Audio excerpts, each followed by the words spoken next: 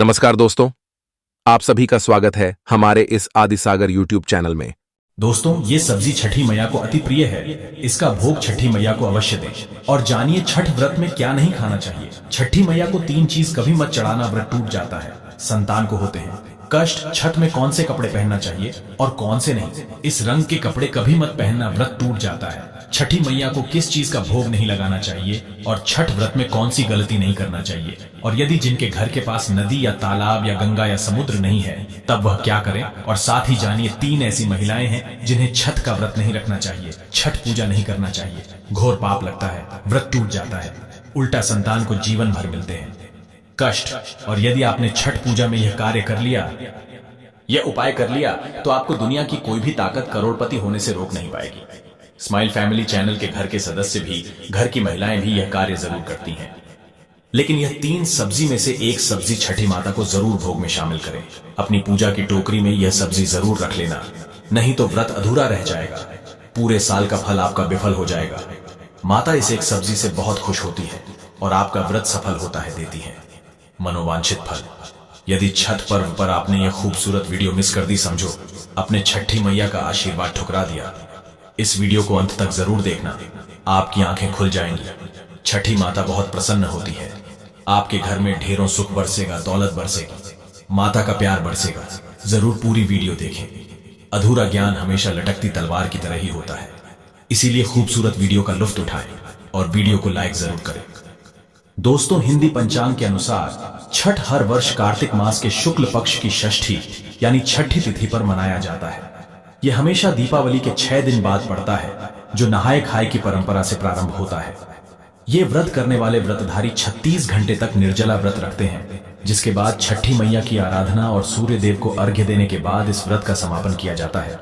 यदि संतान आपकी बार बार बीमार पड़ जाती है, सर्दी खांसी जुकाम, बार बार अस्पताल में बच्चा भर्ती होता है, उसके इंजेक्शन बार बार लगते हैं, बच्चों के शरीर पर सूजन आ जाती है, पैर में तकलीफ, शरीर में तकलीफ, तब ऐसे समय में उस स्त्री को छठ पूजा अवश्य करना चाहिए जिसकी संतान को कष्ट मिलते हैं।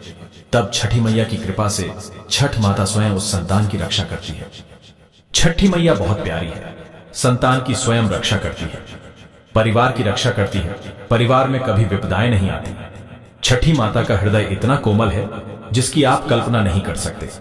खासकर संतान दीर्घायु होती है, परिवार खुशहाल होता है, जीवन भर इतना सुख घर में बरसता है जिसकी आप कल्पना भी नहीं कर पाएंगे। छठी माँ ब्रह्मांड की माँ है, संसार की माँ है, संतान की माँ है।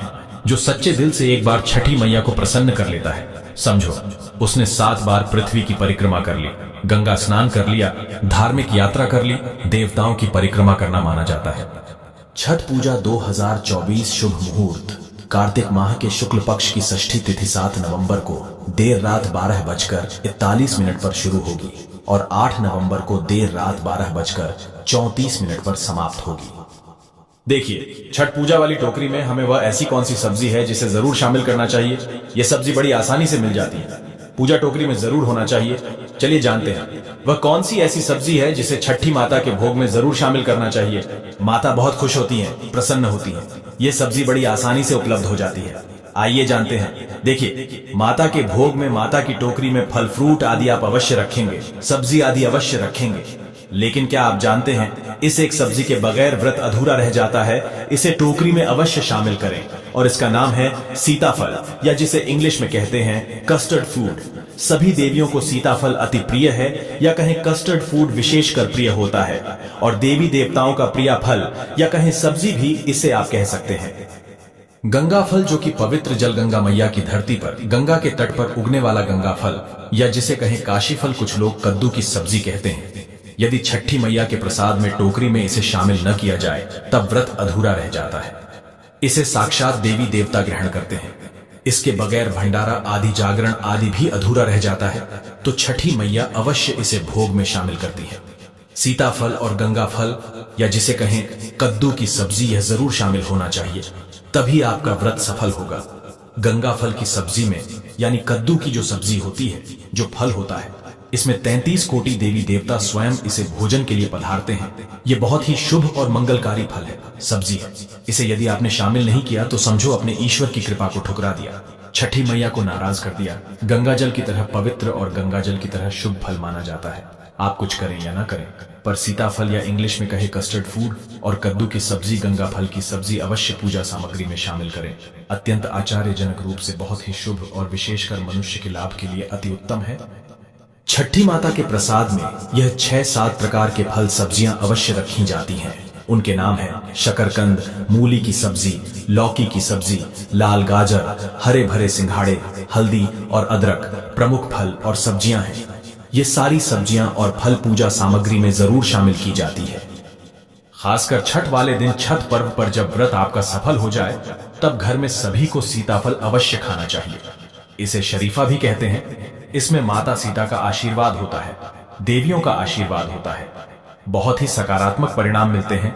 कद्दू की सब्जी, गंगा फल की सब्जी घर में अवश्य बनाना चाहिए और परिवारजनों को मिलवाट कर खाना चाहिए। इस दिन कद्दू की सब्जी या गंगा फल की सब्जी जिसे कहते हैं, इस दिन अमृत बन जाती है, तो जरूर घर में बनाएं और खाएं।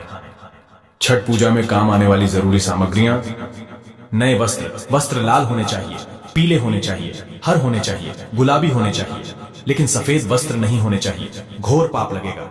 काले वस्त्र भी नहीं होने चाहिए, छठी माता नाराज हो जाती है। काली चीज हमेशा अंधकार ही फल देती है। शुभ समय पर काले वस्त्र बस नहीं पहने जाते, बाकी दिन आप पहन सकते हैं। सफेद वस्त्र इस दिन जो भी महिला धारण करती है, समझो आपके घर में कष्ट आने वाले हैं, संतान पर भी विपदाएं आने वाली है। शुभ समय पर शुभ मुहूर्त में छठ पूजा में सफेद वस्त्र और काले वस्त्र भूलकर भी ना पहने, संतान को कष्ट मिलेंगे और जीवन में अशांति फैल जाएगी। सफेद और काले वस्त्र नहीं पहनना। फिर चाहे आप साफ सुथरे पुराने वस्त्र पहन सकते हैं, लेकिन काले और सफेद मत पहनना। एकदम सफा छठ काले और सफेद वस्त्र पूजा पाठ में उपयोग नहीं करते। खासकर सुहागिन महिलाएं, कुंवारी कन्याएं सफेद रंग का सूट पहन सकती हैं, लेकिन शादीशुदा भूलकर भी नहीं। पुरुष भी सफेद वस्त्र पहन सकते हैं, लेकिन शादीशुदा भूलकर भी नहीं। छठ का व्रत रखने वाली महिलाओं के लिए नई साड़ी पहनने की परंपरा है। घर के पुरुषों को भी नए वस्त्र पहनने चाहिए। यदि नए वस्त्र नहीं है, तब आप वस्त्रों को धोकर गंगा जल छिड़ककर वस्त्र पहन सकते हैं। बस मन में सच्ची श्रद्धा होना चाहिए। सच्ची श्रद्धा वो होती है जिसे स्वयं ईश्वर दौड़े चले आते हैं। एक मिश्री का टुकड़ा भी यदि सच्चे हृदय से चढ़ा दिया जाए, तो भगवान भक्त की पुकार सुन दौड़े चले आते हैं। दोस्तों, सूप और टोकरियां।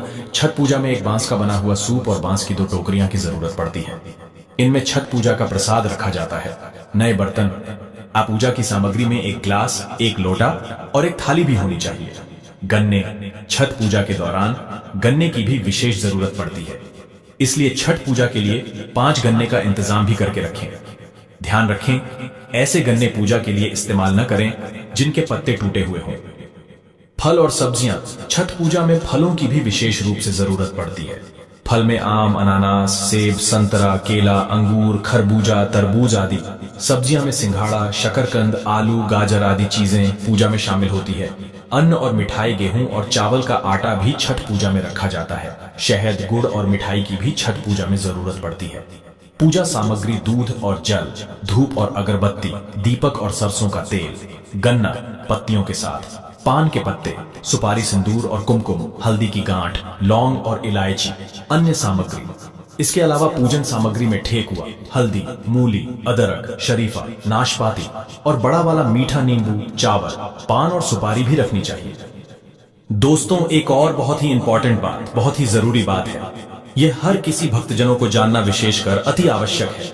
जब आप गंगा में स्नान करने जाएंगे, गंगा में जब आप अपने कदम रखेंगे, तो इस मंत्र को बोलना बहुत जरूरी है, नहीं तो पूजा पाठ का फल राक्षस को प्राप्त हो जाता है। आइए जानते हैं गंगा में प्रवेश करते समय मंत्र। क्योंकि आप छठ पूजा के लिए गंगा में प्रवेश करेंगे ही करेंगे, तो इस मंत्र को बोल देना और गंगा में प्रवेश कर जाना, तभी छठ का व्रत पूर्ण होगा। कई लोग क्या करते हैं, बिना मंत्र के गंगा में प्रवेश कर जाते हैं, जो कि उनके समस्त फल राक्षस को चला जाता है। आइए जानते हैं मंत्र। गंगा में छठ पूजा के समय प्रवेश करते समय ये मंत्र बोलते हैं: गंगे च यमुने चैव गोदावरी सरस्वती नर्मदे सिंधु कावेरी जलस्मिन् सन्निधिं कुरु। दोस्तों, दूसरा है ओम ह्रीं गंगाये ओम ह्रीं स्वाहा। तीसरा मंत्र है नमो गंगाये विश्वरूपिणी नारायणी नमो नम। चौथा मंत्र है ओम जय गंगे माता, मैया जय गंगे माता। इन चारों मंत्रों में से आप कोई भी एक मंत्र बोलकर गंगा में छठ पूजा के समय प्रवेश करें, नहीं तो बिना मंत्र के प्रवेश यदि आपने किया तो सारा फल, पूरे साल भर की मेहनत, साल भर के इस त्योहार में राक्षसों जो होते हैं उसे इसका फल मिल जाता है और आप जिंदगी भर परेशान ही रहते हैं, गरीब ही रहते हैं। हमारे कई हिंदू भाई बहन हैं जो कि बिना मंत्र के गंगा में प्रवेश करते हैं, इसी कारण उन्हें फल नहीं मिलता। हमारे 90 लाख फॉलोअर हैं। हम हिंदू धर्म की सभी बातें तर्क के साथ बताते हैं। हम नहीं चाहते आपके साथ कुछ भी गलत हो और आपका सारा फल विफल हो जाए, राक्षस को चला जाए। इसलिए फल की प्राप्ति के लिए मंत्र तो बोलना अति आवश्यक है। इस प्रकृति का भी एक नियम है, जो प्रकृति के नियम तोड़ता है उसे भैया बुरे परिणाम तो मिलते ही हैं। दोस्तों, यह तो रही पूजा सामग्री।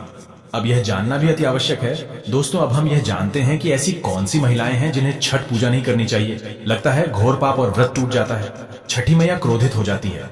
हम यह भी बताएंगे माता को क्या चढ़ाना चाहिए, क्या नहीं, खाने में क्या खाना चाहिए और क्या नहीं। हम इस वीडियो में बारी बारी जानकारी बताएंगे। तो वीडियो आज की बहुत ही सुंदर है, अंत तक बन रहे। सुंदर सी वीडियो को पहले लाइक करें और हमारे चैनल को सब्सक्राइब जरूर करें। सच्चे दिल से कमेंट में लिखें, जय हो छठी मैया की। छठी मैया स्वयं आपकी संतान की रक्षा करेंगे। आपके घर में छठी मैया खुद चलकर आएंगी, माँ का होगा वास। दोस्तों, छठ पूजा का व्रत ऐसी महिलाएं गलती से भी ना रखें, अन्यथा आपकी संतान की मृत्यु हो सकती है। पति पर भारी संकट आ सकते हैं, उल्टा पाप के भागीदार बन सकते हैं। ऐसी महिलाएं छठ पूजा से रहे दूर। दोस्तों, कार्तिक मास की षष्ठी को छठ मनाई जाती है। छठे दिन पूजी जाने वाली षष्ठी को बिहार में आसान भाषा में छठी मैया कहकर पुकारना है। यह त्योहार अपितु महाराष्ट्र, झारखंड, उत्तर प्रदेश तथा पश्चिम बंगाल, यहां तक कि विदेशों में रहने वाली महिलाएं भी भली भांति इस पर्व को मानती हैं। मान्यता है कि छठ पूजा के दौरान पूजी जाने वाली यह माता सूर्य भगवान की बहन है। इसीलिए लोग सूर्य को अर्घ्य देकर छठ मैया को प्रसन्न करते हैं। वहीं धर्मशास्त्र और पुराणों में मां दुर्गा के छठे रूप कात्यायनी देवी को भी छठ माता का ही रूप माना जाता है। छठ मैया को संतान देने वाली माता के नाम से भी जाना जाता है। मान्यता है कि यह पर्व संतान के लिए मनाया जाता है। खासकर वो जोड़े जिन्हें संतान की प्राप्ति नहीं हुई है, तो वो छठ का व्रत रखते हैं। वहीं सभी अपने बच्चों की सुख शांति के लिए छठ मनाते हैं। लेकिन क्या आप जानते हैं, कुछ ऐसी महिलाएं भी हैं जिन्हें छठ पूजा का व्रत गलती से भी नहीं रखना चाहिए। यह सबसे बड़ा घोर पाप माना जाता है। महिलाएं ऐसी गलती कभी ना करें। तो चलिए जानते हैं। देखिए, सबसे पहले अपनी राशि कमेंट बॉक्स में जरूर डाल दीजिए।